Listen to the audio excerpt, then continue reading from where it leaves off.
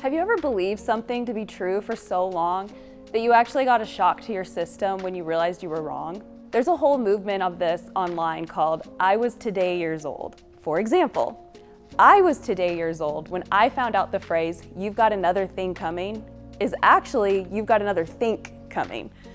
And the whole phrase is, if that's what you think, you've got another think coming. I had no idea that I had been saying it wrong my whole life. But the same thing happens to me when I read the Bible. I'll come across a verse and be surprised that even though I was really familiar with it or even had it memorized, I had taken it out of context and gotten the interpretation wrong. Or sometimes I'm even discovering that I really only understood the surface level of a verse, but that there's so much more meaning and depth underneath it. And recently this happened to me as I was reading through Isaiah. There's an excerpt from Isaiah 64:6 that says, "When we display our righteous deeds, they're nothing but filthy rags." And I always thought that this meant that no matter what I do, compared to God, it's really just trash to Him. But God revealed to me as I read this verse in its whole context that it's referring to displays of hypocrisy and by people who had hard and rebellious hearts.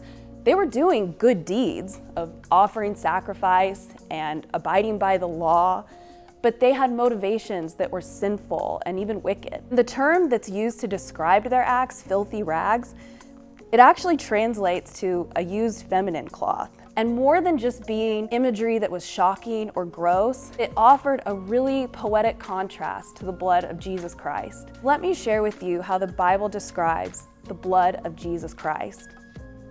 It purifies, cleanses, washes, makes white, triumphs, justifies, atones, redeems, gives confidence, life, nourishment, and forgiveness. It's the blood of Jesus that is the reason why God actually takes delight, not disgust, in the righteous deed of believers. Seeing this verse in a new way really felt like an I was today years old moment. But it was so much bigger because it led me to a fuller understanding of God's love and His character. We don't have to be scholars or have degrees to come to a greater understanding of God.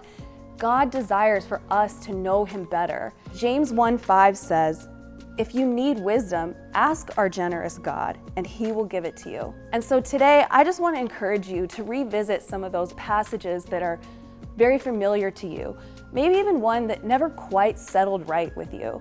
Ask God for wisdom and allow Him to guide you to a fuller understanding of Himself.